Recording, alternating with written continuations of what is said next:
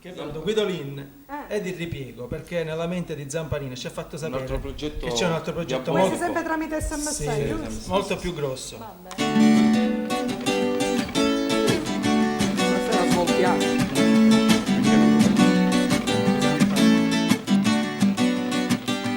Datemi a Capello, che cosa ne vuoi fare?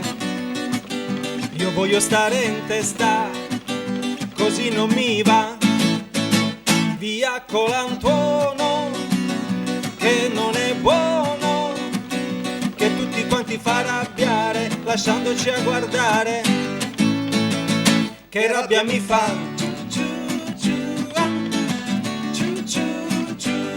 Datemi a Capello, datemi a Capello, e datemi a Capello, e datemi a Capello.